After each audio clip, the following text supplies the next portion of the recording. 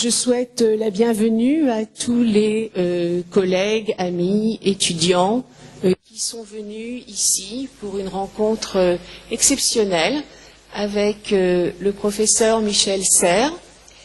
Avant que moi-même je prenne quelques instants la parole pour présenter l'œuvre de Michel Serres, je voudrais inviter Monsieur Olivier Rubinstein, le conseiller culturel de l'ambassade de France en Israël, à venir dire quelques mots de bienvenue.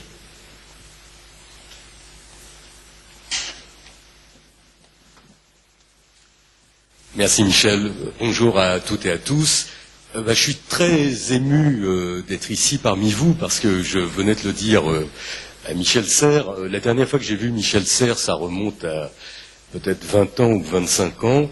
Dans une autre vie, j'étais un jeune représentant dans le groupe Gallimard et je vendais les livres de Michel Serres en librairie. Et c'est comme ça que j'ai découvert et l'homme et l'œuvre. Et c'est une rencontre qu'on n'oublie pas. Voilà, je voulais remercier Michel Serres grâce à l'entremise de Michel et du département de français et au Dan David Prize, évidemment, d'être ici présent en Israël. Je voulais juste dire que Michel Serres fait partie de ces rares philosophes français, même mondiaux, je dirais, dont la pensée est toujours en mouvement. Les pensées qui restent figées deviennent des idéologies la plupart du temps. La pensée de Michel Serres est toujours en mouvement. Il suffit de lire son dernier livre pour vous en rendre compte. On en parlait il y a quelques jours. Une fameuse émission radiophonique sur France Culture, animée par Alain Finkielkraut, qui est quelqu'un que j'apprécie beaucoup. Et c'était très frappant de voir deux mondes se rencontrer et se confronter autour de la modernité, autour en particulier de l'Internet. Et c'était très drôle et très savoureux d'entendre notre aîné, Michel Serres, essayer d'expliquer à Alain Finkielkraut, mais aussi à ses nombreux auditeurs, que la modernité, en particulier l'Internet, peut être une source de savoir, un instrument de savoir, et non pas quelque chose qui bloque le savoir ou qui fige le savoir. Et je dirais que rien que pour cette pensée toujours en mouvement, je tiens à le saluer parce que c'est une œuvre qui fait bouger, qui fait penser, et c'est ce qu'on attend d'un philosophe depuis toujours. Merci Michel Serres.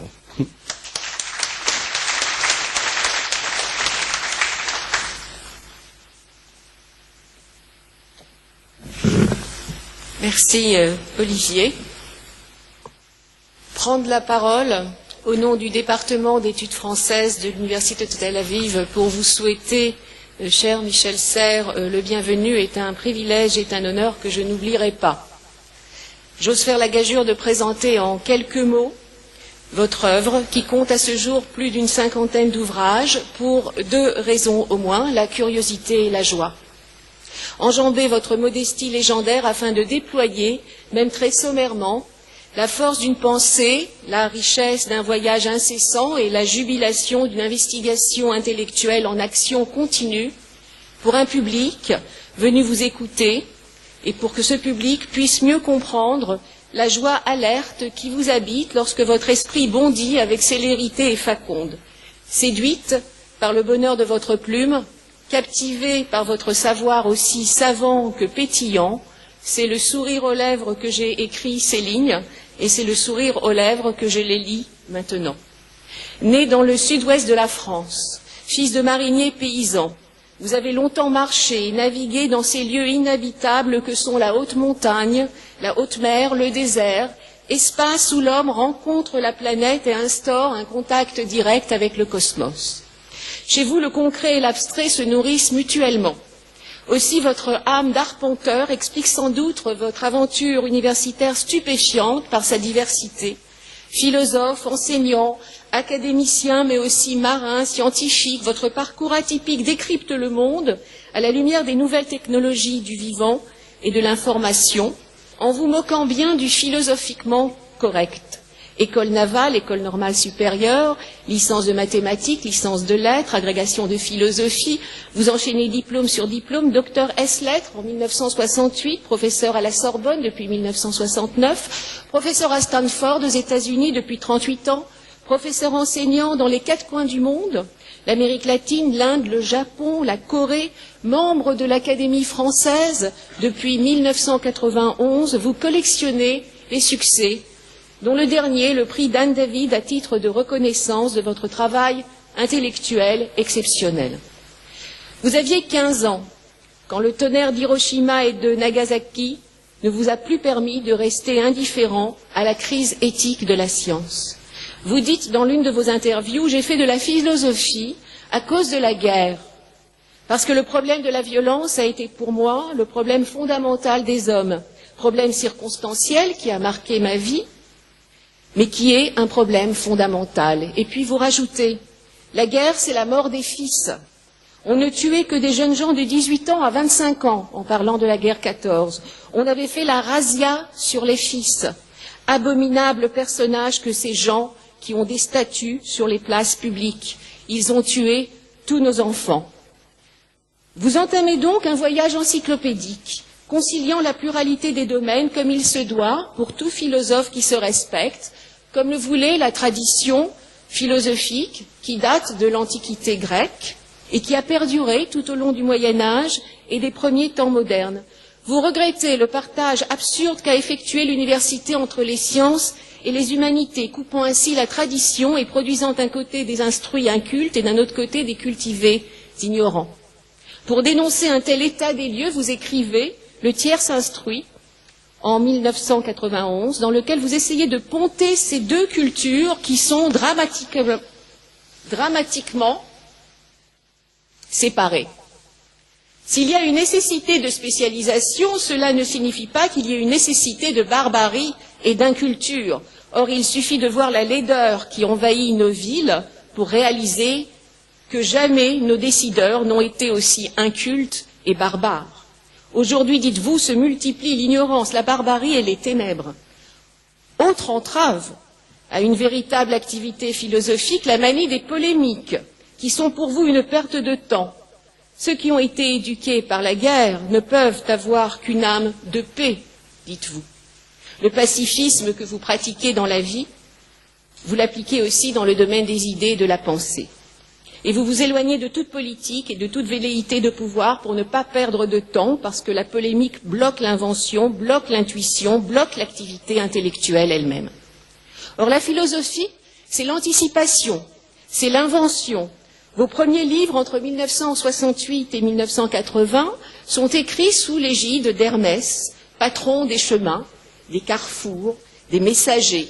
5 volumes, Hermès 1, 2, 3, 4, 5, où les mots d'ordre sont la circulation, la communication, l'échange, les interférences, la traduction, et dans lesquels vous êtes le premier à démontrer que la communication était l'horizon de notre temps.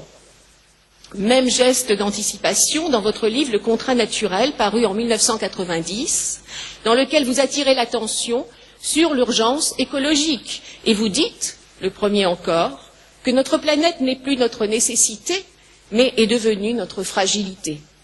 Avec les 5 sens, en 1985, Omniscience, 2001, Variations sur le corps, 2002, vous réclamez le besoin urgent d'idées nouvelles, car nous vivons une période extrêmement coupée de ses prédécesseurs, et nous nous acharnons, une fois de plus, à vouloir faire comme si de rien n'était. Dans ces livres, vous parlez de 3 révolutions qui ont eu lieu en moins d'1 siècle. Votre bilan éloquent évoque la disparition du monde agricole, l'espérance de vie qui, passant de 30 à 85 ans, bouleverse la notion de mariage, de famille, d'héritage, parce que ce n'est pas la même chose de jurer fidélité à son mari lorsque on a une espérance de vie de 30 ans, comme c'était le cas au début du XIXe siècle, et lorsqu'on a une espérance de vie de 85 ans, comme c'est le cas aujourd'hui. Et enfin, 3e révolution, les progrès de la médecine qui transforment la notion même de douleur. Aujourd'hui, nous avons oublié ces contraintes corporelles qui étaient la banalité de la maladie. Nous les avons oubliées parce que nous avons un nouveau corps. Et par conséquent, notre rapport au monde, notre rapport aux autres, n'est plus le même. Le progrès n'est pas une affaire linéaire, n'est pas une route, ni un chemin, mais un paysage. Il y a donc des endroits où ça va mieux, comme l'espérance de vie, mais il y a des endroits où nous régressons de façon évidente, comme la télévision et les médias, qui programment les individus, les formatent, les chosifient. Le journal n'est plus un lieu d'information, dites-vous, mais un lieu de répétition qui nous parle toujours de catastrophes parce que le malheur se vend mieux que le bonheur. Bêtise que tout cela, dites-vous. Et si dans l'émission à laquelle vous participez, à France Info, tous les dimanches, vous demandez « Qu'y a-t-il de nouveau dans les nouvelles ?» vous répondez « Rien ». L'émission a donné lieu à 2 livres, Petite chronique du dimanche soir, tome 1 en 2006 et tome 2 en 2007. Et votre conclusion est péremptoire. Fermez votre journal et éteignez la télé. Alors, que prévoir pour l'avenir? Dans Temps des crises en 2009 et Biogé en 2010, vous analysez la crise dans laquelle nous vivons et les éléments les plus fondamentaux de cette espèce de crevasse dans laquelle nous essayons de nous débattre. Nos techniques, nos métiers ne sont plus les mêmes. Vous dites que la langue enregistre quelques 35 000 mots nouveaux entre les dernières parutions du dictionnaire de l'Académie, alors qu'auparavant, il y avait régulièrement entre 3 000 et 4 000 mots nouveaux.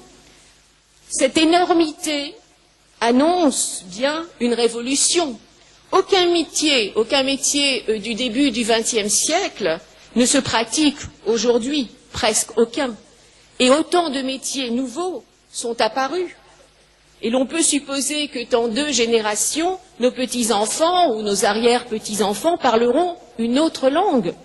Désormais, donc, c'est du côté des sciences de la vie et de la terre qu'il faut se tourner pour inventer de nouvelles solutions. Il faut aussi changer l'optique des questions que nous posons, comme par exemple dans un ouvrage récent intitulé Le malpropre, paru en 2008, où vous demandez non pas comment on pollue, mais pourquoi on pollue. Et vous répondez pour avoir la propriété de la chose salie, parce que polluer, c'est s'approprier. Cette dénonciation sociale et politique très forte et très juste sonne comme un verdict pessimiste, et pourtant, rien n'entame votre vitalité lorsque vous écrivez un livre réjouissant qui s'est vendu à plus de 100 000 exemplaires. En 2012 paraît La Petite Poussette, qui raconte l'histoire d'une jeune femme, parce que vous aimez les femmes et vous les respectez.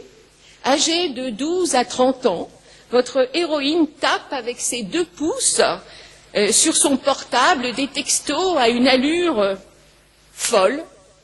Et elle n'a pas de nationalité, sa devise est maintenant tenant en main le monde. Petite Poussette tient en main son portable et elle tient en main 3 accès universels, dites-vous.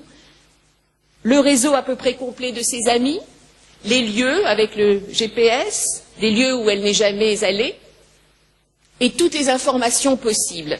Elle appartient à une génération singulière qui est née dans un monde qui n'a pas connu autre chose que les nouvelles technologies. La génération d'avant s'est adaptée aux nouvelles technologies. Elle fait avec, alors que la génération jeune a vécu dans.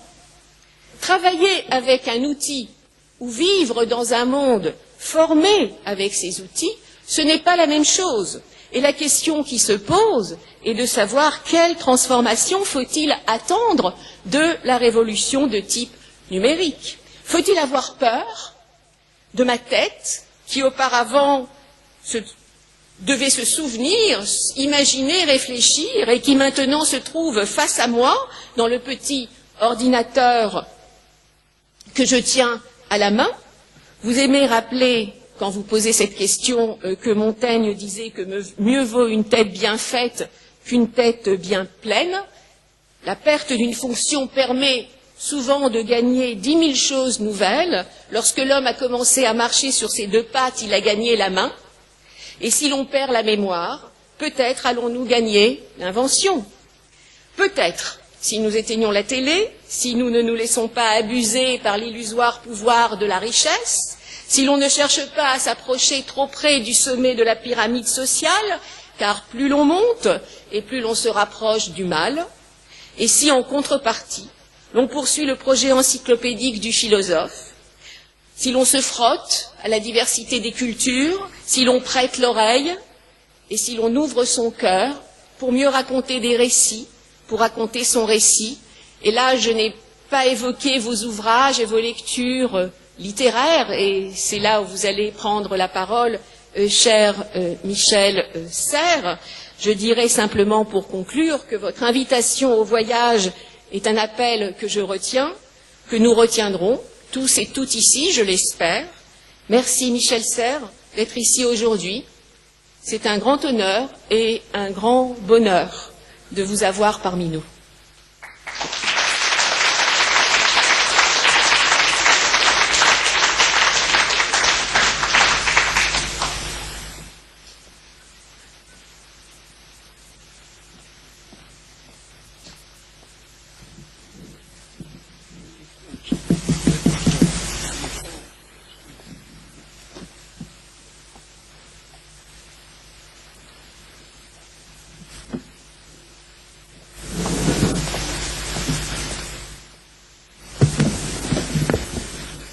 Je suis pas sûre. Il n'est pas allumé. J'ai besoin d'un secours micro. Est-ce qu'il y a quelqu'un? Entendez-vous? Non? Non. Il faudrait éteindre ici peut-être. Celui-là marche. M'entendez-vous? Non, non, attendez, on va.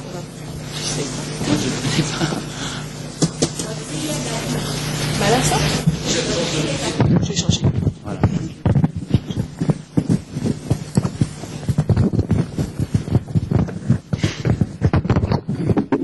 M'entendez-vous maintenant? Ah oui, c'est parfait. Merci de toutes ces présentations qui sont certainement des témoignages beaucoup plus de leur générosité que de mon mérite.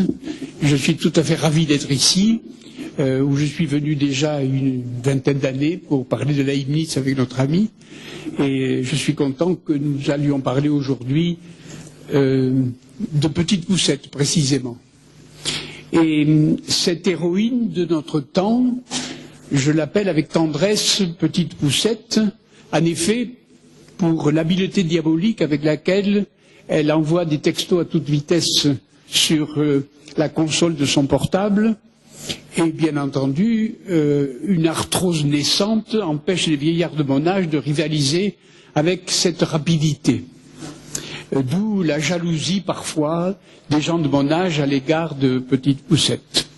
Et en effet, Petite Poucette m'a appris, en particulier, le sens d'un adverbe de temps qui n'est pas répété, à ma connaissance, dans d'autres langues.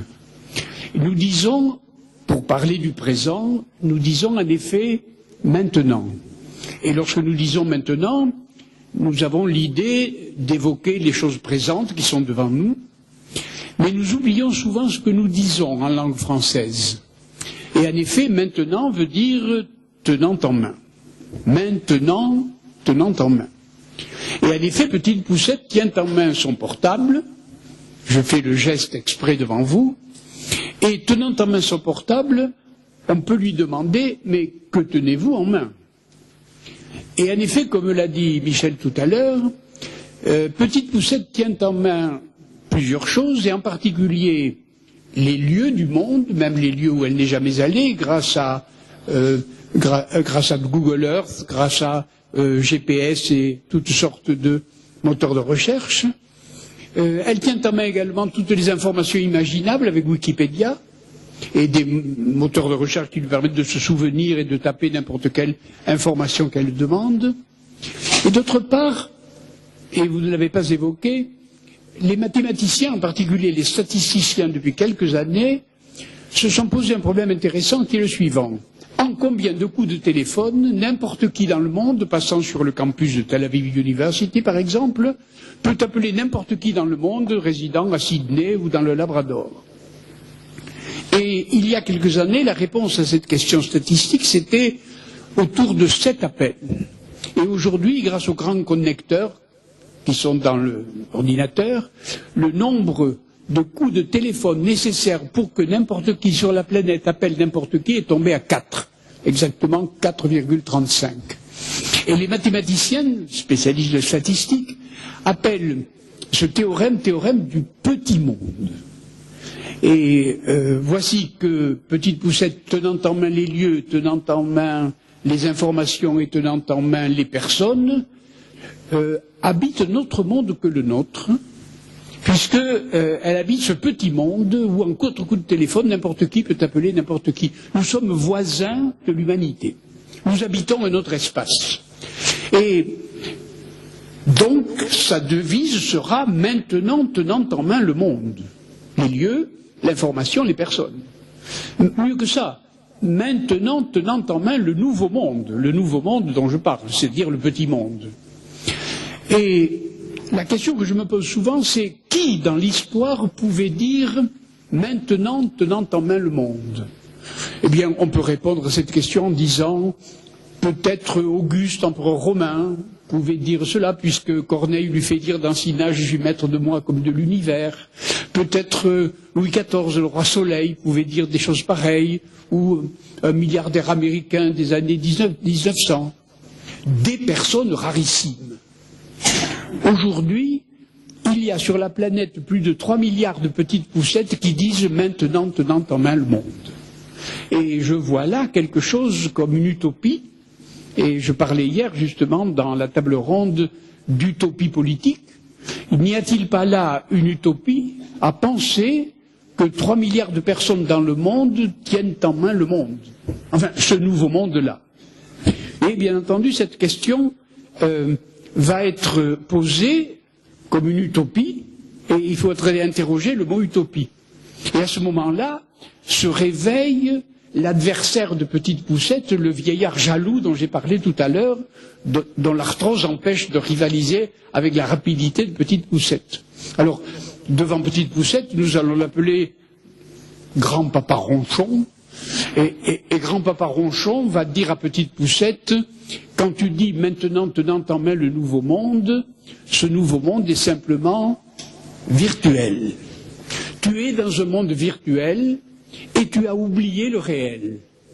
Et la critique que font les vieillards dans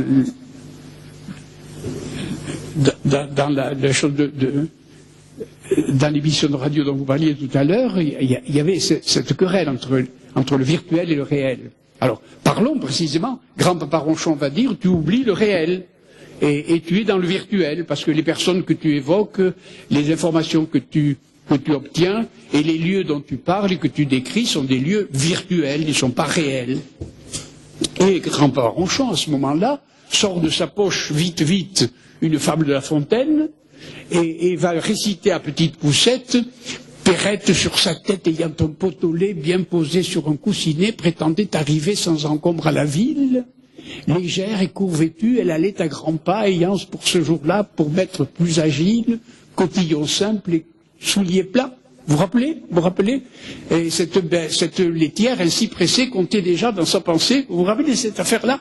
Alors, Grand-Papa Ronchon lui raconte cette histoire-là et lui dit que Petite Poucette, en effet, tenant son pot au lait sur la tête, va compter dans sa pensée que ce lait va être vendu, qu'elle va employer l'argent, qu'elle va acheter des œufs, qu'elle va faire triple couvée, qu'avec la couvée, le renard lui en laissera assez pour qu'elle puisse acheter un cochon. Le cochon lui coûtera pas trop de son pour être vendu. Et bref, elle va être à la tête d'un troupeau de bœufs et dont les veaux vont danser tellement qu'elle danse et tout d'un coup, patatras, le pot au lait tombe sur le sol. Adieu, veaux, vaches, cochons, couvées, tu as oublié le réel, toi, Petite Poucette.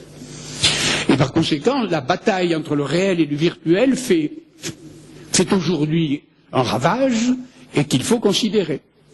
Alors, Petite Poucette, qui n'est pas née de la dernière pluie, va considérer la fable en question et va dire, en effet, vous avez raison d'opposer le réel et le virtuel, mais essayons de considérer comment Perrette, la laitière, considère son calcul.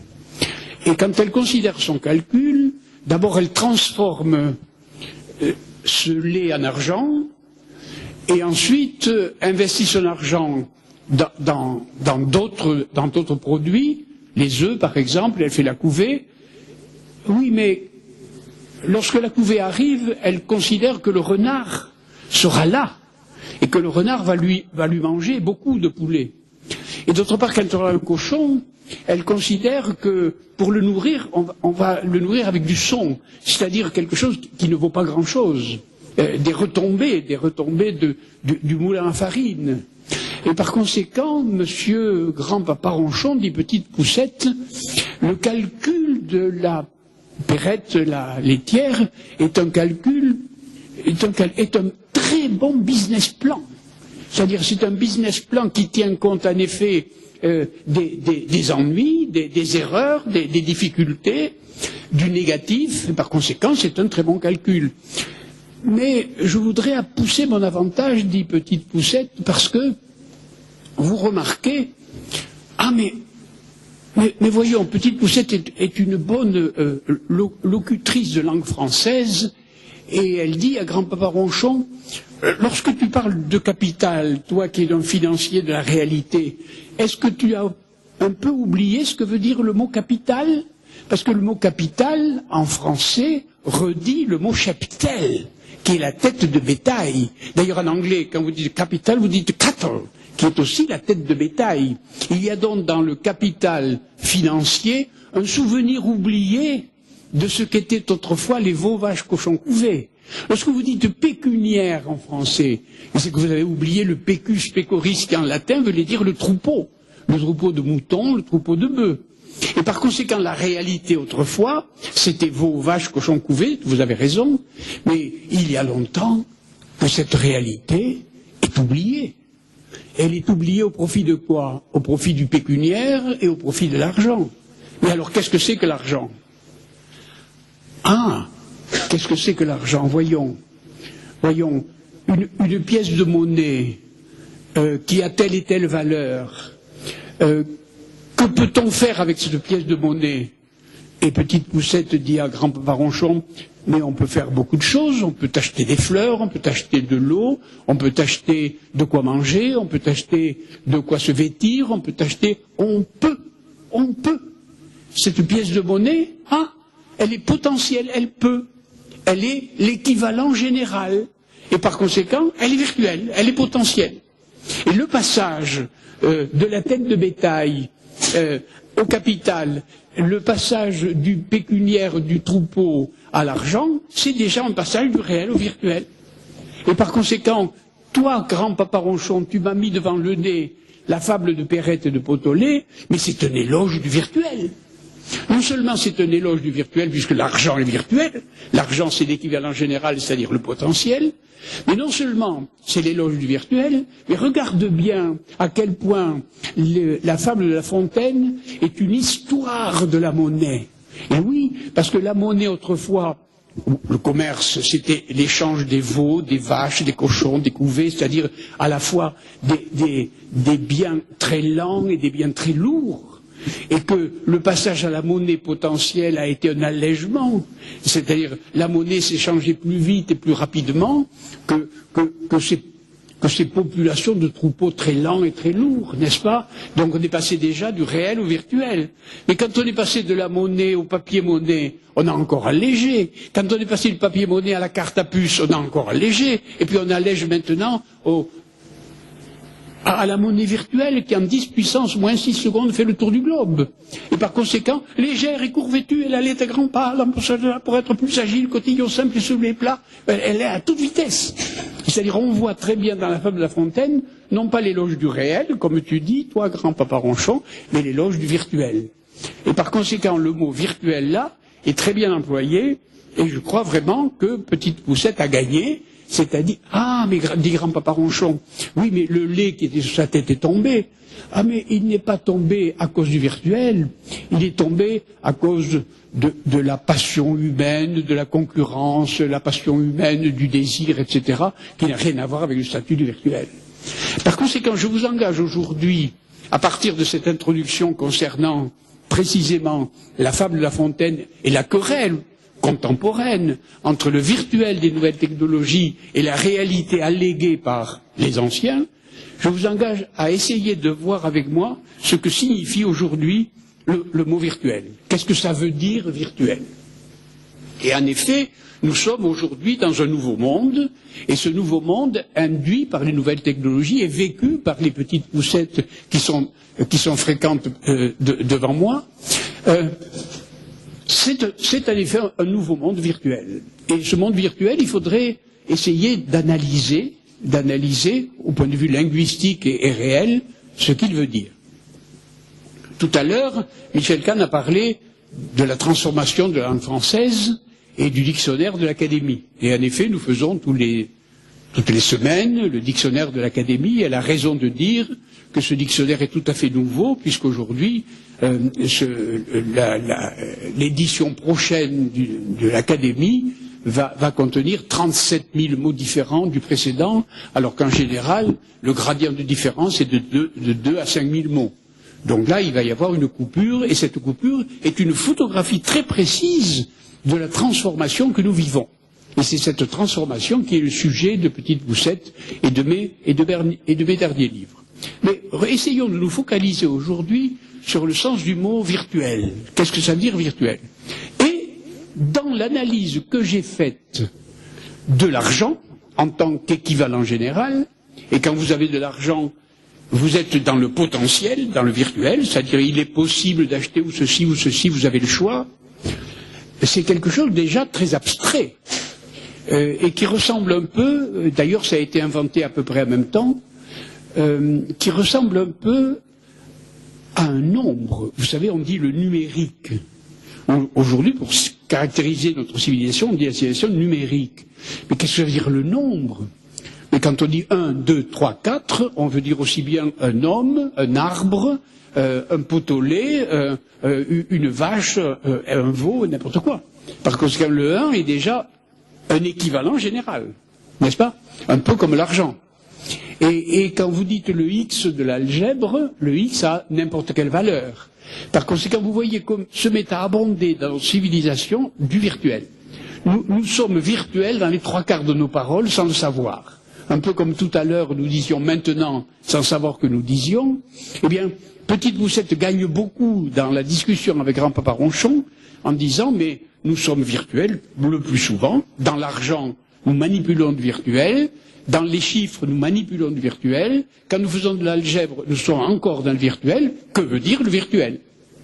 Et à ce moment-là, Grand-Papa Ronchon, pour lutter contre Petite Poussette, se saisit du dictionnaire de l'Académie et l'ouvre au mot virtuel et tombe avec stupéfaction sur le fait que c'est un adjectif dont le substantif correspondant est le mot vertu.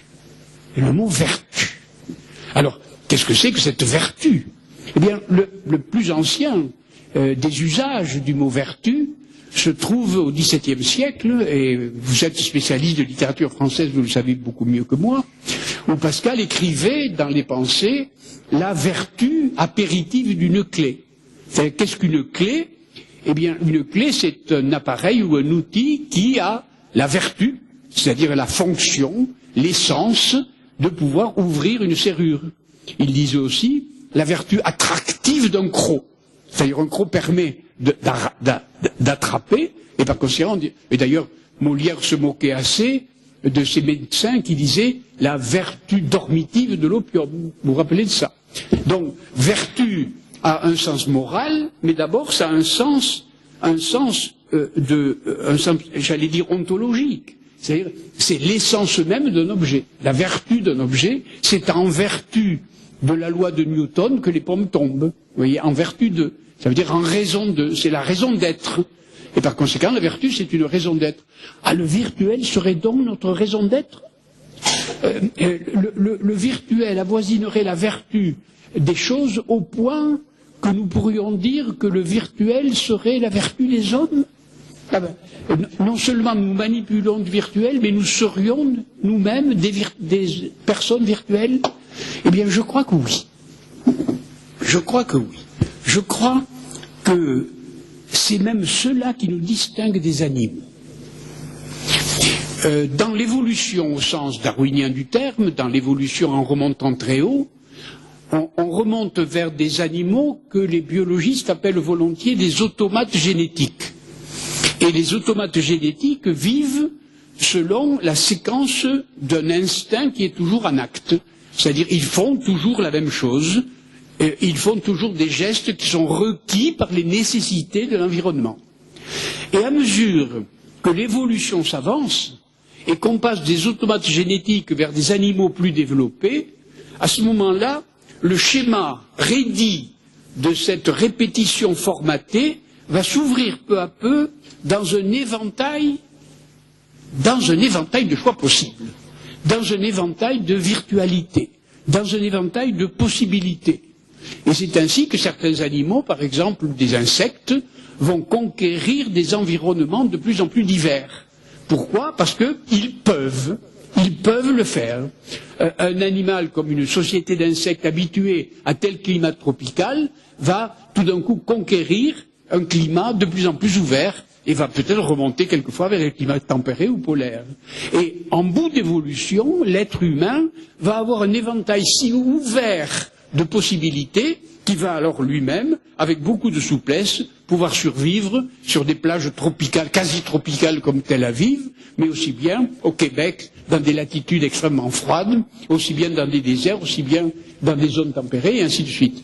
Par conséquent, qui sommes-nous? Nous sommes des animaux à virtualité maximale. Nous sommes virtuels, j'avais dit, dans la plupart de nos actions, mais peut-être nous sommes virtuels en nous-mêmes. L'homme n'est pas, il peut. L'homme est un potentiel. Et ce mot pouvoir est évidemment tout à fait fondamental pour concevoir ce que c'est ou expliquer ce que c'est que l'homme. Et en effet, si vous prenez de nouveau les exemples des animaux, la vache broute toujours l'herbe verte qu'elle a devant elle, le crabe pince toujours, la pieuvre étouffe toujours ses poids élastiques par les tentacules élastiques qui sont les leurs, tandis que l'animal remplit sa niche, tandis que l'homme ne cesse jamais de quitter sa niche. Qu'est-ce que l'homme? Je crois que c'est Maupassant qui lui a donné son bon nom. Il s'appelle le Horla.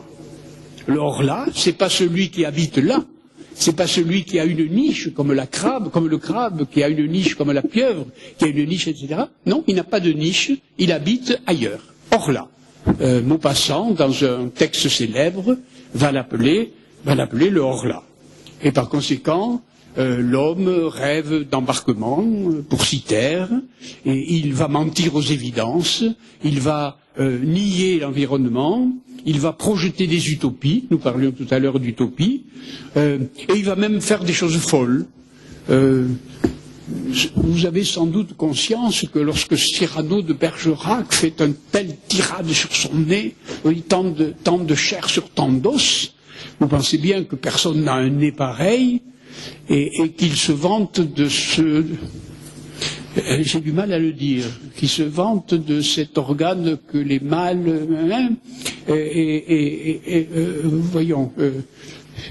vous avez compris ce que je veux dire.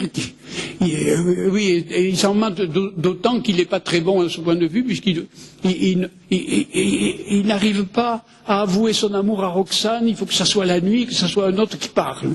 Donc il ne doit pas être très bon du point de vue de l'organe en question. Alors il se vante de son nez. Vous voyez, c'est un pénis de substitution, tout simplement. Vous voyez qu'il ment aux évidences. Et que précisément, on voit très bien dans la littérature le virtuel exploser. Et voilà. Et la première réaction que Petite Poucette va dire à propos des nouvelles technologies à grand-papa Ronchon, oui, le virtuel est l'essence de l'homme. Le potentiel est l'essence de l'homme, c'est-à-dire, c'est précisément... Et d'ailleurs, Petite Poucette très forte, parce qu'elle est bonne en littérature, et elle va découvrir autant d'exemples que possible de cette évidence-là. Elle va ouvrir Madame Bovary, et il est bien évident que Madame Bovary fait l'amour virtuellement beaucoup plus qu'en réalité. N'est-ce pas? C'est même ça, l'essence même de Madame Bovary. D'ailleurs, ce qui est vrai de Madame Bovary est vrai de beaucoup de monde, comme vous et moi. Vous voyez. Et par conséquent, Emma Bovary est une héroïne de la virtualité. Et de nouveau, mais pas seulement pas seulement Emma Bovary, mais le plus beau héros de la virtualité que je sache, il a été écrit par le livre qui est peut-être le sommet de toute littérature mondiale, c'est Don Quichotte. Don Quichotte est le héros même de la virtualité, en tant que son épée est toujours en carton, que sa cuirasse est toujours en carton-pâte, et que dans les combats il livre des combats contre les moulins à vent, et même il rentre tout armé dans les scènes de théâtre où il est question de défendre quelqu'un qui n'est pas défendable. Vous voyez, donc il est tout le temps dans la virtualité, et que probablement et Petite Poucette dit que Madame Bovary et que Don Quichotte sont précisément des héros qui sont ivres de livres, et que toi, grand-papa Ronchon, tu crois que tu défends la réalité alors que tu fais partie de l'ancien monde qui est le monde du livre. Mais qu'est-ce qu'un livre, qu'est-ce qu'un roman comme Madame Bovary, qu'est-ce qu'un roman comme Don Quichotte, sinon des techniques de la virtualité. Des techniques de la virtualité. C'est-à-dire que la littérature, tout d'un coup, va être très intéressante à analyser du point de vue de l'essence même de l'homme, c'est-à-dire de la virtualité. Et puisque j'en suis à Don Quichotte, il y a une scène qui m'a toujours beaucoup frappé dans Don Quichotte, c'est que Don Quichotte est à côté.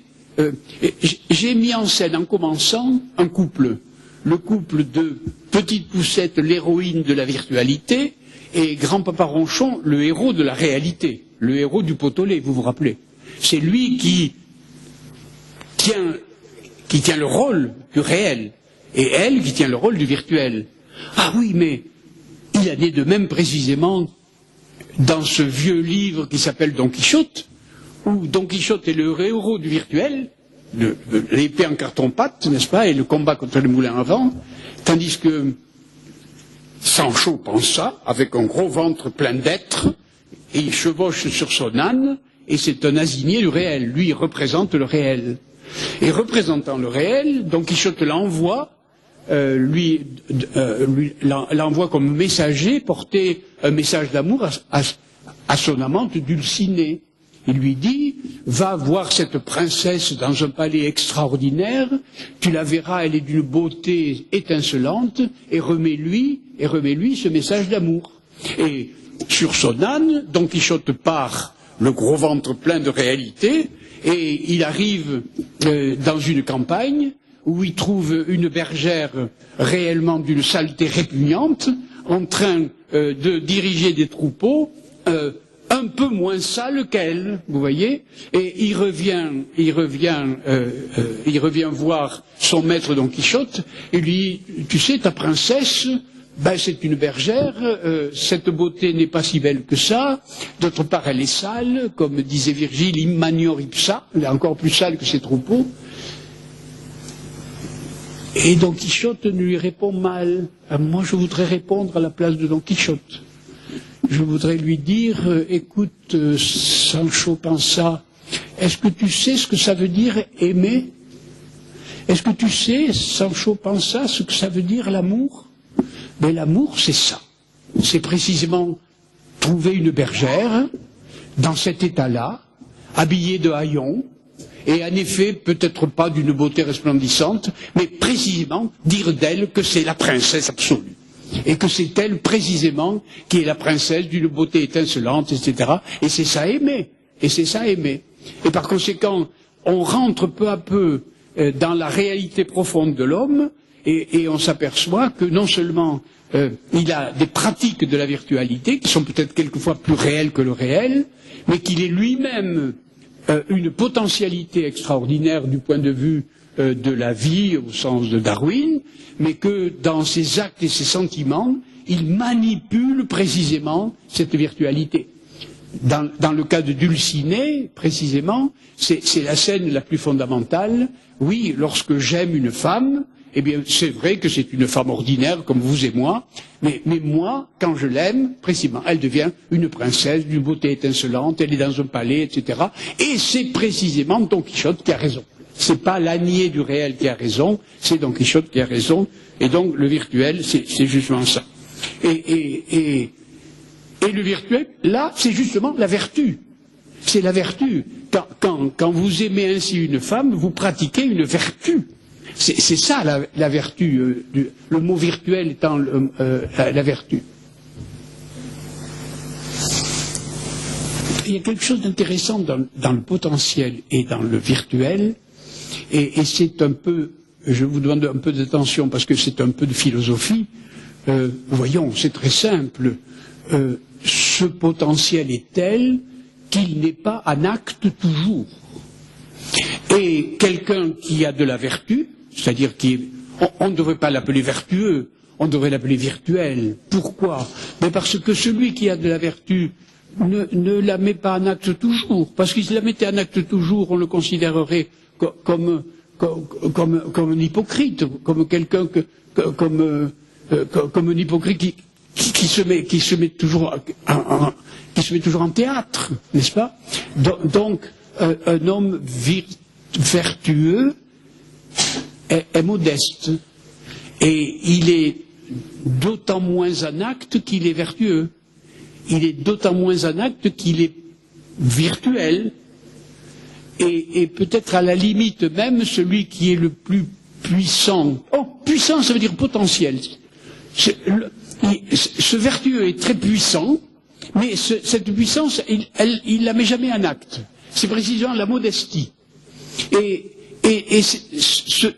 cet homme vertueux, vous savez que le mot vertueux, c'est le même mot que viril, c'est-à-dire puissant. Mais puissant, c'est le même mot que potentiel. C'est-à-dire, il est d'autant plus puissant qu'il ne le fait pas voir. C'est le contraire de Cyrano. C'est le contraire du capitaine Fracasse. C'est le contraire de tous ces matamores. Donc il ne le fait pas voir. Et plus il est puissant, moins il le fait voir. Et plus il est vertueux, moins il le fait voir. Mais qui est la personne qui est toute puissante et qui ne fait jamais voir? C'est Dieu. Qui potens est. Il est tellement puissant qu'il est complètement absent, qu'on ne le voit jamais. Deus absconditus, vous voyez, le Dieu caché. Il est d'autant plus caché il est d'autant plus puissant qu'il est caché, et d'autant plus caché qu'il est puissant. Vous voyez que tout d'un coup, on va de l'essence de l'homme à la morale fondamentale, et à la théologie, à la rigueur. Vous voyez que là, on a une bonne définition de ce que c'est que virtuel, potentiel, puissant, modeste, caché. Et par conséquent, c'est fini. On peut désormais ouvrir le débat le plus intéressant pour vous, et qui est le débat fondamental entre Petite Poucette et Grand Paparonchon, c'est qu'est-ce que la littérature? Qu'est-ce que la littérature? Et j'ai bien donné assez d'exemples avec Madame Bovary, avec Don Quichotte, avec Cyrano de Bergerac, etc., pour poser maintenant la question, qu'est-ce que la littérature? Eh bien voilà. Qu'est-ce que la littérature? Eh bien, qu'il s'agisse de théâtre ou de roman, qu'il s'agisse de poésie ou de récit, la littérature couvre l'ensemble des œuvres d'imagination, et l'imagination, c'est une faculté qui est maître de connaissances et de vérités humaines, d'autant plus réelle qu'elle est virtuelle. D'autant plus réelle qu'elle est virtuelle. C'est-à-dire que le virtuel est tellement l'essence de l'homme, que le virtuel définit tellement l'essence même de notre existence singulière, et que pour connaître les individus dans leur vérité, eh bien, il faut s'instruire d'œuvres qui sont le plus virtuelles possible, c'est-à-dire de la littérature. Je crois que la littérature est plus profonde que la philosophie, que la littérature est plus profonde que les sciences humaines, en tant que la philosophie et les sciences humaines essaient d'analyser le réel tel quel. Et dans la mesure où la sociologie, la psychologie, etc., essaient d'analyser le réel tel quel, ils ratent l'homme. Parce que l'homme n'est pas réel, il est précisément virtuel. Et comme il est virtuel, c'est précisément... J'aimais dire quand j'étais jeune, parce que j'étais philosophe, que seule la littérature pouvait démontrer que la littérature est... Non, que seule la philosophie pouvait démontrer que la littérature était plus profonde que la philosophie. C'est-à-dire que précisément la littérature, qu'elle soit orale, qu'elle soit écrite, qu'elle soit imprimée, qu'elle soit numérique, qu'importe le support, l'essentiel c'est que la littérature suive follement le virtuel. Et plus elle suivra le virtuel, plus elle atteindra la vertu essentielle des existences et des individus humains. Et du coup, je crois pouvoir dire que ceux qui, comme Sancho Panza, ont proposé des réponses à la question qu'est-ce que la littérature, des réponses, dis-je, complètement formatées par l'engagement politique, par la réalité sociale, par la réalité telle qu'elle se présente, n'ont donné que des œuvres tellement formatées qu'elles sont très vite oubliées. Je crois que la littérature, c'est l'inverse. Engagez-vous dans la littérature, ça veut dire mentez, mensonge échevelé, soyez mythomane, mythe criminel même, adultère fou, et puisque vous avez reconnu mon accent, même des gasconnades improbables, des inventions saugrenues, tout ce qui est favorable à l'invention virtuelle et imaginaire, c'est ça le possible en auréole autour de l'être humain. Et là, la littérature atteint précisément notre essence même. La littérature, plus elle est imaginaire, plus elle est potentielle, plus elle est virtuelle, plus elle rentre profondément dans notre vertu. Qu'est-ce que la littérature? C'est le récit indéfini des possibles humains. Et nous ne sommes pas des êtres définis par le verbe être, mais nous sommes des êtres définis par le mot pouvoir. L'homme peut, le corps peut, il peut des choses dont l'esprit s'étonne, dit Spinoza. Et par conséquent, la littérature me paraît un ensemble d'œuvres beaucoup plus puissantes pour comprendre l'être humain. Et par conséquent, je dirais même plus fort que la littérature, c'est l'épistémologie des sciences humaines. Les sciences humaines sont que dans la réalité, la littérature est exactement, parfaitement autour.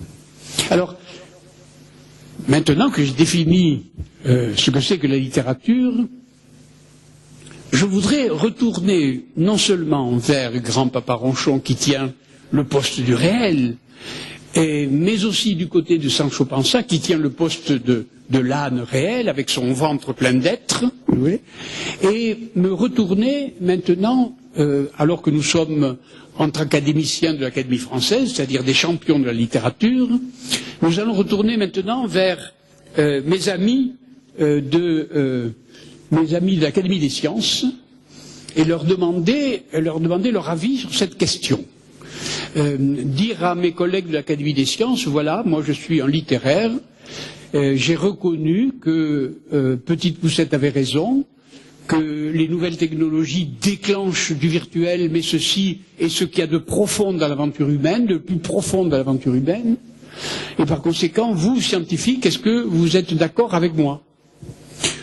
Parce que, bien entendu, les scientifiques, eux, sont dans le réel, et par conséquent devraient pouvoir agir en conformité avec ce que dit d'une part grand-papa Ronchon et d'autre part Sancho Panza.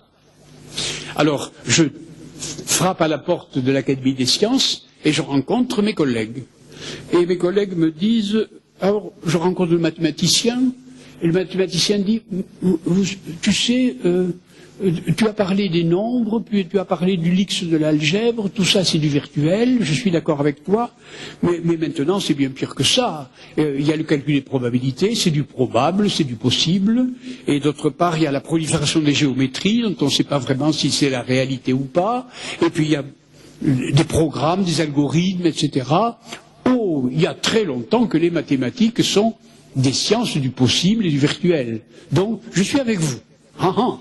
Et je rencontre alors l'astronome Et l'astronome dit, ah oui, depuis que nous savons le Big Bang, et puis que je peux raconter le grand récit du refroidissement de l'univers et de l'arrivée de la planète, etc., je raconte ça comme un grand récit qui, évidemment, a eu des bifurcations improbables et qui, probablement, peut être récité selon la théorie du chaos. C'est-à-dire, vraiment, c'est pas du réel déterminable. Et par conséquent, oui, oui, je suis avec toi, il n'y a pas de problème, je suis avec toi dans le virtuel. Ah, très bien, je suis très content. Et maintenant, je rencontre le chimiste qui me dit, ah oui, nous avons une table d'éléments comme le tableau de Mendeleïev, mais on fait une combinaison d'atomes tellement extraordinaire qu'on fait beaucoup plus de possibles que de réels. Évidemment, avec des molécules, on fait des molécules de synthèse et on invente. La chimie est devenue possible. Ah, très bien, oui. Et alors je me retourne vers les biologistes et les biologistes disent, ah oui, mais il est bien évident que avec les découvertes de l'épigénèse d'un côté, puis des mutations au hasard de l'autre, puis l'évolution par rapport à l'environnement, l'apparition des espèces est évidemment improbable, possible, etc. Et tout d'un coup, je m'aperçois que tous mes collègues de l'académie ne sont plus du côté de l'assigné du réel, type Sancho Panza, ni du côté de Grand-Papa Ronchon, mais qu'il y a très très longtemps que désormais mes collègues de l'Académie des sciences sont précisément en train de découvrir, comme nous les littéraires, l'arc-en-ciel du possible, l'arc-en-ciel du virtuel, autour d'un réel dont ils peuvent pas tout à fait définir exactement la situation.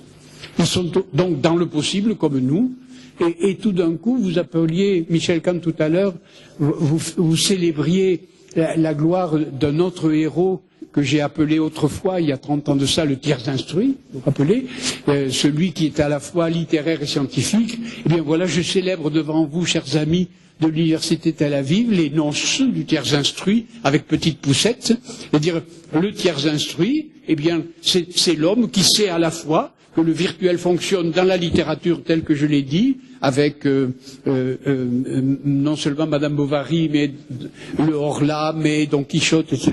Et de l'autre côté, les extraordinaires performances des scientifiques aujourd'hui, qui sont aussi en train de décrire le monde du possible, le monde du virtuel. Vous voyez que là, je célèbre donc devant vous ces noces-là, je suis venu pour célébrer devant vous ces noces-là. Et je voudrais finir, puisque j'ai parlé de la vertu, j'en ai parlé sur l'essence de l'homme, j'en ai parlé pour la morale, j'en ai même parlé pour la théologie. Je voudrais, avant de finir, dessiner devant vous un carré, un grand carré comme ça. Et dans ce carré, on va marquer sur un sommet du carré le possible virtuel. Et le possible, c'est ce qui peut être. Au sommet, le possible, c'est ce qui peut être. En face, je vais mettre l'impossible. Vous dessinez sur votre papier le carré, possible. Ce qui peut être. De l'autre côté, l'impossible. Ce qui ne peut pas être. Ne peut pas être. Et sur un autre point, vous mettez le nécessaire. Ce qui ne peut pas ne pas être. Ce qui peut être, ce qui ne peut pas être, ce qui ne peut pas ne pas être. Et de l'autre côté, le contingent, ce qui peut ne pas être. Ce qui peut être, ce qui ne peut pas être, ce qui ne peut pas ne pas être, ce qui peut ne pas être. Eh bien, dans ce carré-là, vous avez absolument toute l'activité de la pensée humaine. C'est-à-dire, en effet, les savants s'occupent de l'impossible, ça se démontre, ce qui ne peut pas être. Ils s'occupent du nécessaire, dans les lois, ce qui ne peut pas ne pas être. Mais ils ont avec nous, les littéraires, le possible, ce qui peut être, et le contingent, ce qui pourrait ne pas être. En effet, toutes les espèces vivantes auraient pu ne pas être, l'être humain aurait pu ne pas être, la planète aurait pu ne pas être, nous sommes des contingents, et donc nous avons avec les savants le possible et le contingent en commun, c'est-à-dire la richesse extraordinaire de l'existence et la richesse de la pensée.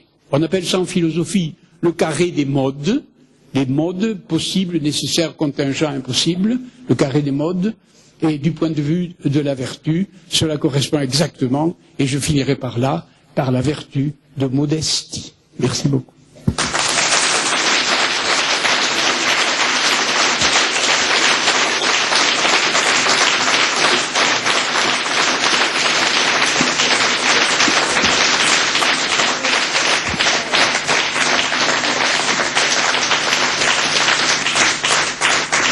Alors, je crois que nous allons entamer maintenant la meilleure partie de la journée, c'est-à-dire les questions que vous avez posées. C'est vous qui allez parler, donc ça sera beaucoup mieux. Je vous écoute. Monsieur. Vous avez donc défini, beaucoup parlé du virtuel. Est-ce qu'on pourrait opposer diamétralement le virtuel au réel? Et est-ce que vous pourriez essayer de répondre qu'est-ce que le réel? Alors, vous avez remarqué que j'ai évité soigneusement de définir. Et pour finir ma conférence, c'est pour m'assurer de votre question, si j'ose dire, que j'ai dessiné le carré. Il y a le possible, l'impossible, le nécessaire, le contingent. Et je crois que ce carré-là épuise d'une certaine manière la réponse à la question. Qu'est-ce qui est réel? Ça aurait pu ne pas être. Ça ne peut pas ne pas être, c'est réel. Non, ça ne peut pas être. Où ça peut être? Voilà. Eh bien, ça épuise précisément. Je crois que le carré de modalité permet d'épuiser cette question-là. Oui, je crois. Je crois. C'est-à-dire, c'est un bon filtre pour répondre à votre question. Et d'une certaine manière, ce pourquoi j'ai terminé ma conférence par ça, c'est pour essayer de répondre par anticipation à cette question-là. Et que le tenant du réel, type Sancho Panza ou type Grand-Papa Ronchon, n'importe quoi, n'importe quel nom qu'on lui donne, est complètement perdu, contrairement à ce qu'il croit dans cette question-là. Je crois.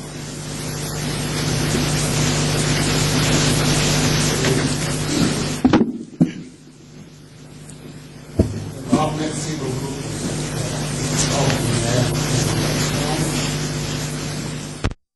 Je voudrais vous demander, puisque vous avez montré que, au moins linguistiquement, le virtuel provient du concept de vertu, du successif vertu, qu'est-ce qui reste alors pour le reste si les virtuels prend en lui toute la vertu qui est l'origine du virtuel, alors qu'est-ce qui reste? est-ce qu'on peut parler du réel moralement en tant que quelque chose qui a quelque chose? Je ne suis pas sûr de pouvoir répondre à votre question. Je ne suis pas sûr de pouvoir répondre à votre question. J'ai l'impression, si vous voulez, que tout mon effort dans la conférence que je viens de faire, et tout mon effort depuis très longtemps, consiste précisément à acculer celui qui est le champion du réel à être le plus imaginaire possible. C'est lui qui est dans l'imagination et non pas Don Quichotte et non pas Madame Bovary et non pas la littérature, etc. Que le possible est en train de prendre le champ complet du réel. Voyez. Alors, du coup, le champion du réel devient évidemment complètement à l'inverse dans l'imaginaire. Alors, si le virtuel est vertueux, n'est-ce pas, quelle serait la morale correspondant au réel? Je ne sais pas répondre à votre question. Vous non plus. Quelle chance. C'est-à-dire que mon effort a été tellement pour mettre le réel précisément dans le possible, etc., que le réel me paraît plus qu'une catégorie maintenant à la fois polémique et sans beaucoup d'intérêt. Le champion du réel, il ne sait pas ce qu'il dit d'une certaine manière. Voilà. Je dirais volontiers que peut-être sa vertu, ça serait la vanité, de la même façon que la vertu correspondante serait la modestie. C'est lui, au fond, qui est le vaniteux par excellence. Il croit savoir ce que c'est que le réel. Il croit savoir. Oui, je dirais ça, la vanité. Allez, j'ai répondu à la question. Pardon? Pas tellement que ça, oui, pas tellement. Plutôt le capitaine Fracasse, vous voyez, plutôt Cyrano de Bergerac, plutôt Tartarin Tarascon, le réel. Oui, mais son lion était une descente de lit, oui, c'est ça.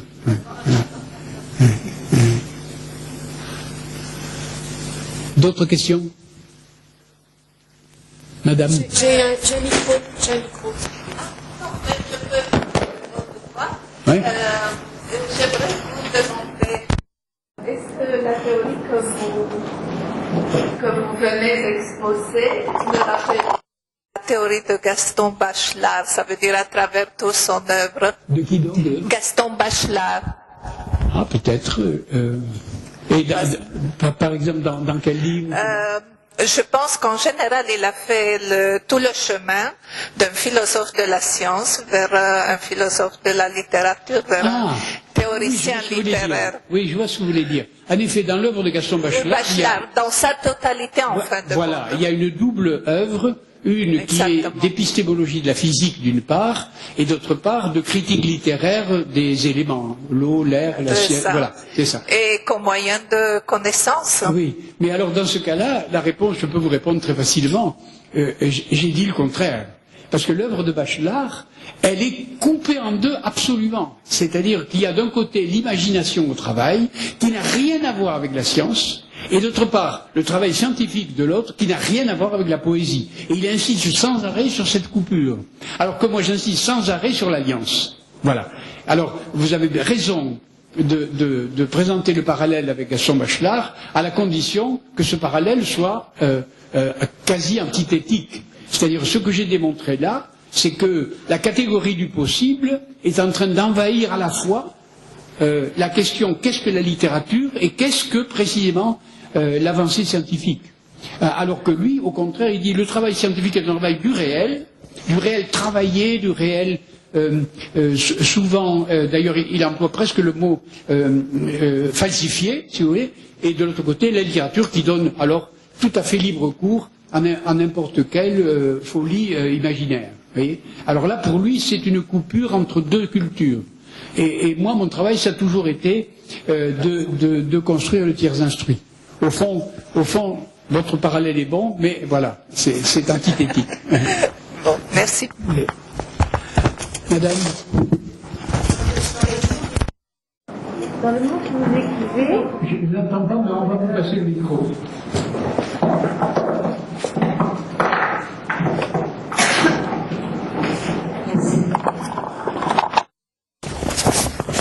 En fait, dans le monde que vous nous décrivez, dans lequel nous vivons, et le monde où l'imaginaire a pris possession, ou pas pris possession, mais l'imaginaire est donné à tous, grâce à ces techniques, où est l'artiste, où est le poète? Nous sommes devenus tous des poètes, tous des artistes. Je n'entends pas, recommencez. Sommes-nous devenus potentiellement tous des artistes, tous des poètes? Quelle est la différence entre un artiste, un poète, dans ce monde où en fait l'imaginaire est devenu une des clés de notre manière d'être? Oui, c'est ça.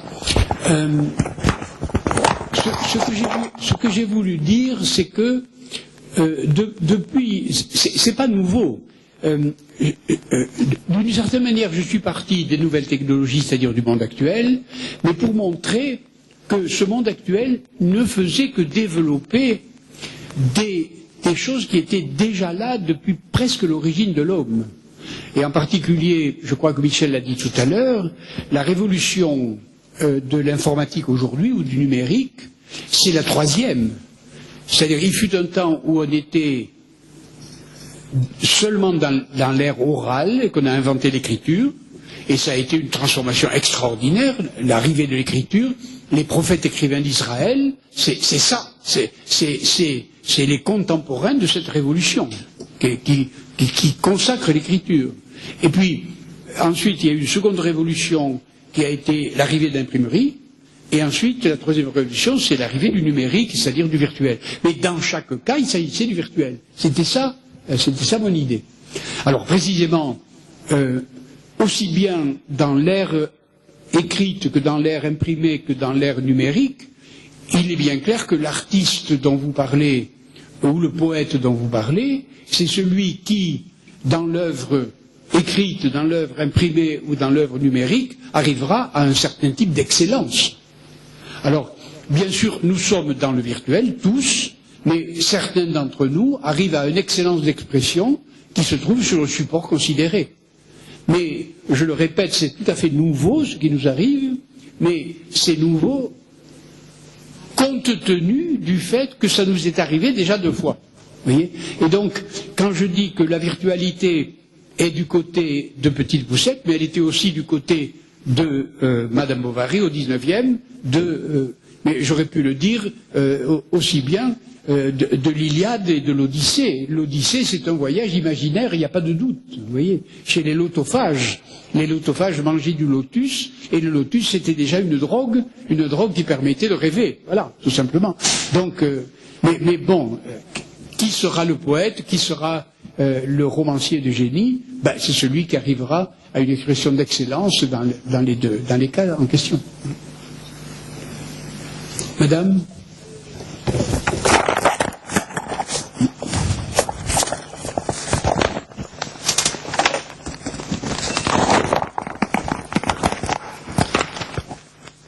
En allant encore plus loin, qui sera le fou? Où est la limite? Où est la folie? Pardon, recommencez. Dans un monde dans lequel l'imaginaire envahit le réel, où est la folie? Où est la folie? Où est la limite? Est-ce que nous allons tous devenir poètes, artistes, ou est-ce que nous allons tous devenir fous? Non, n'ayez pas peur.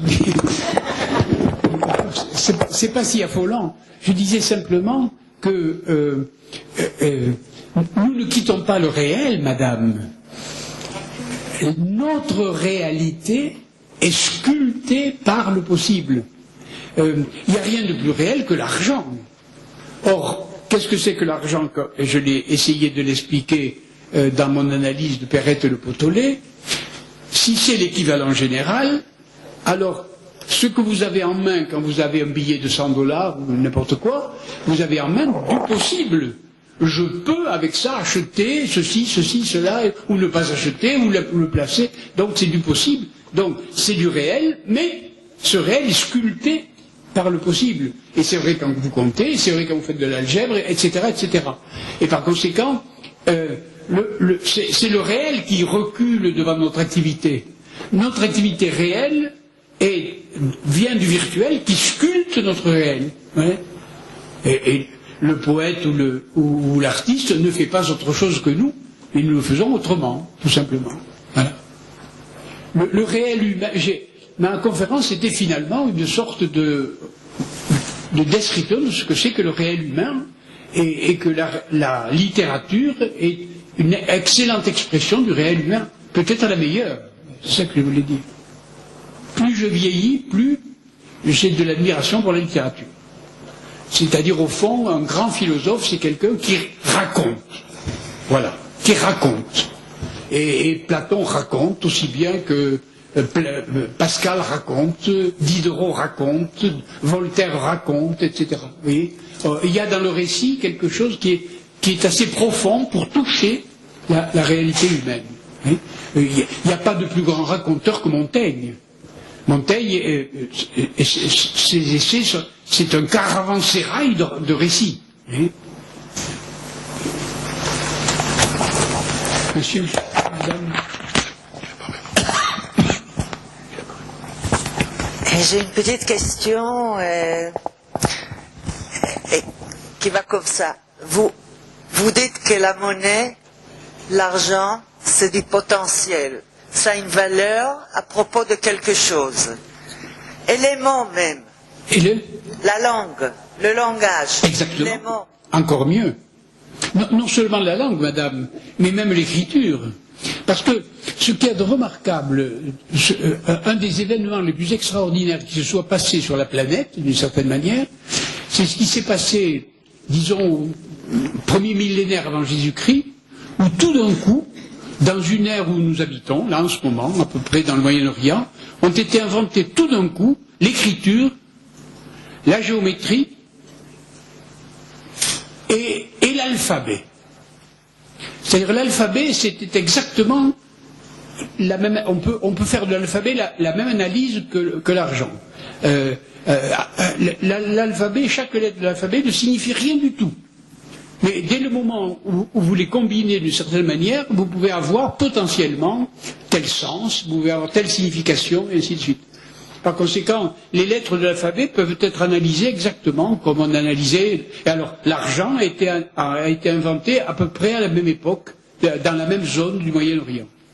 C'est quand même extraordinaire. D'un coup, on a eu l'espace abstrait de la géométrie, l'argent comme équivalent général, l'alphabet, etc. Vous voyez, et votre question tombe exactement, à la fois historiquement et dans l'analyse, c'est du potentiel. On a découvert le potentiel. Ok, alors, si je vous suis bien... Reprenez le... Ah, excusez-moi. Si je vous suis bien, il faut faire la différence entre le symbolique et le potentiel. Oui, si vous voulez. Oui. Et ça serait quoi la différence? Oui, c'est-à-dire, on découvre le potentiel comme une sorte de fond, et puis chaque symbole sera simplement déterminé à partir de là, tout simplement. Oui, oui. Ah oui, d'accord. Oui, bien sûr. Oui, d'accord. Le symbole, on va décider que Aleph, ça veut dire ceci, que, etc. Ok.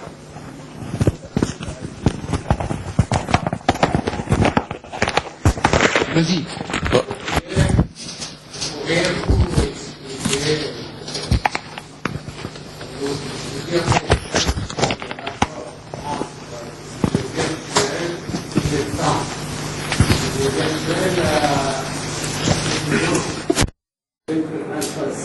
Dans le futur. Oui. Le réel et dans le passé. Oui, le réel dans le passé.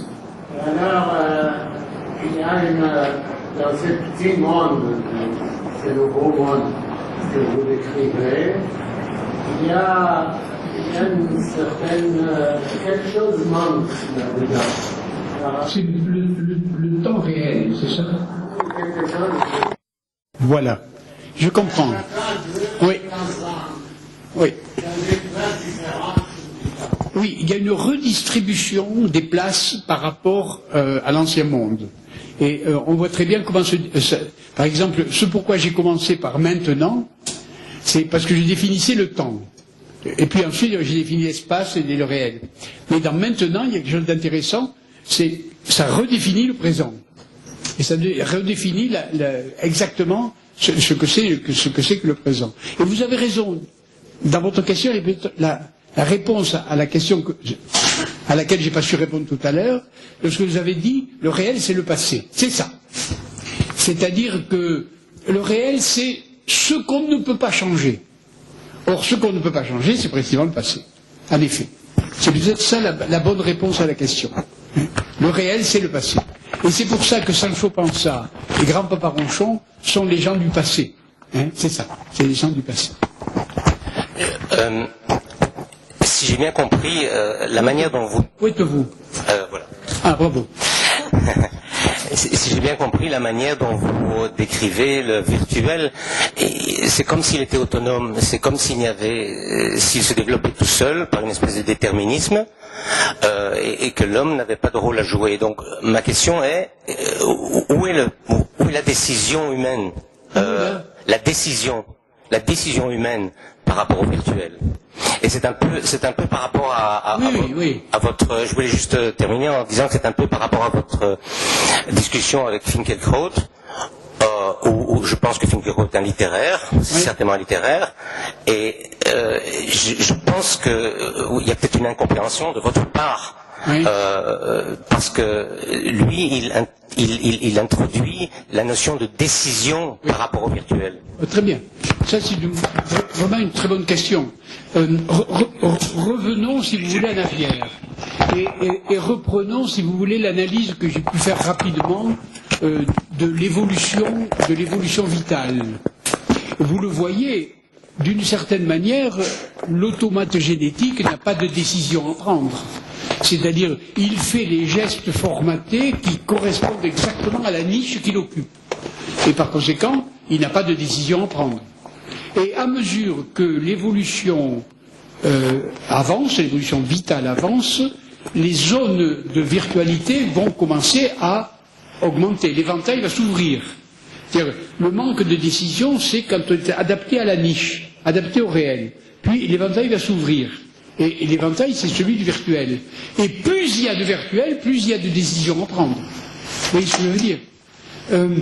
Je prends souvent un exemple corporel qui est intéressant. Certains d'entre vous connaissent le jeu de tennis, par exemple. Bien, vous jouez au tennis, et puis à un moment, vous montez à la volée, vous montez au filet. Et vous montez au filet, et vous avez devant vous l'adversaire. Et l'adversaire va vous envoyer une balle, à gauche, à droite, en haut, en bas, au ras du filet, vous ne savez pas.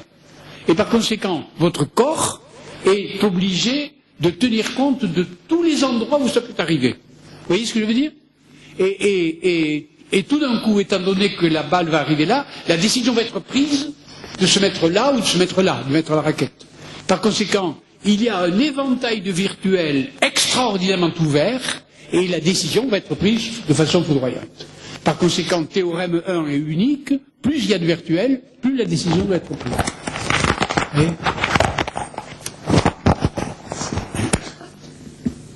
mademoiselle.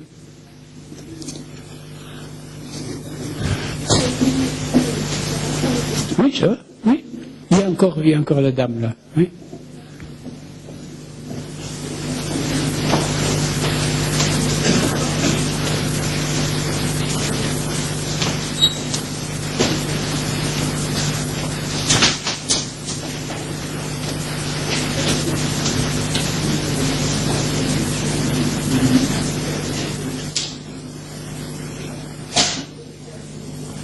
Ok.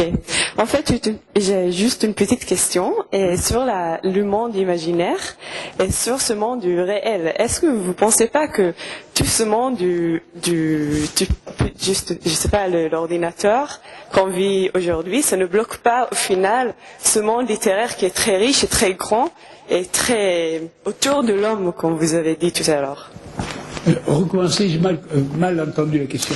Juste, j'aimerais bien savoir comment ce monde du visuel, qui est très en fait notre vie d'aujourd'hui, et comment ça se passe, comment ce monde du littéraire qui est très qui en fait il s'agit de ce monde d'imagination, comment ça va ensemble? Est-ce qu'il n'y a pas quelque chose qui... Ah oui, c'est-à-dire comment vont ensemble les nouvelles technologies et la littérature telle qu'on l'a...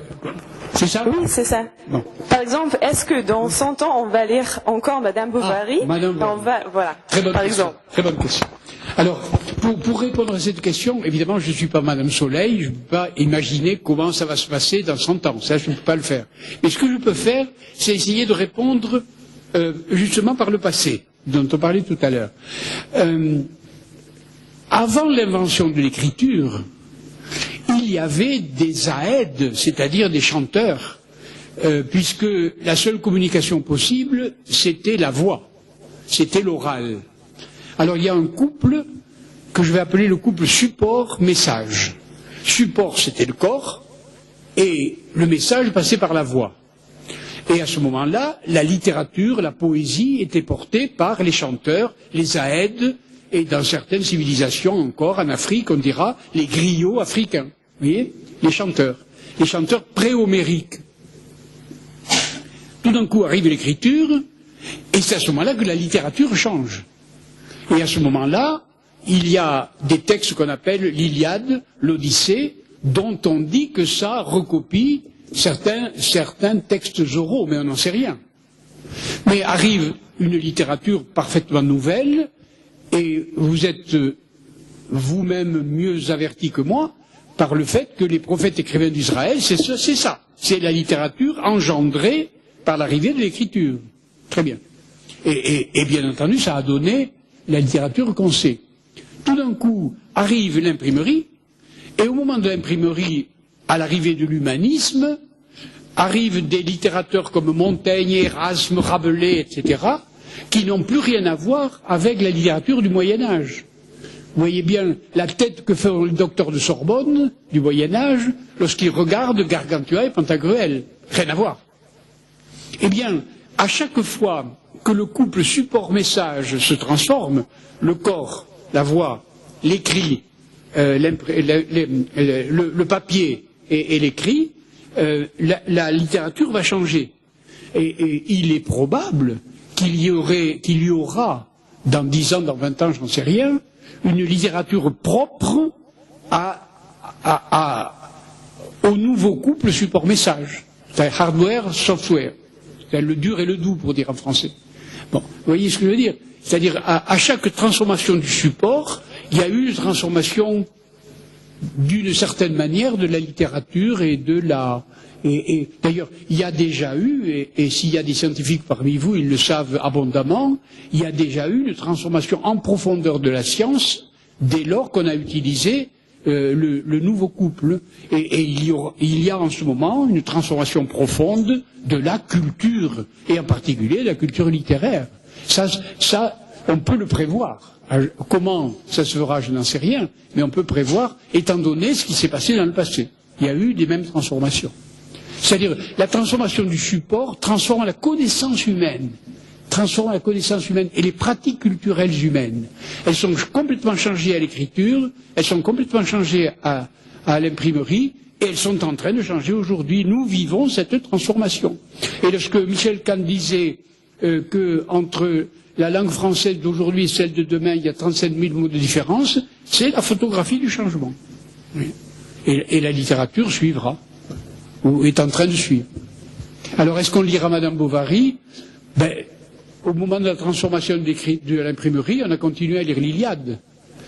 D'une certaine manière, ce n'est pas parce qu'on a écrit qu'on a arrêté de parler, ce n'est pas parce qu'on a imprimé qu'on a arrêté d'écrire, et ce n'est pas parce qu'on a des nouvelles technologies qu'on arrête d'imprimer, on a même des imprimantes chez soi.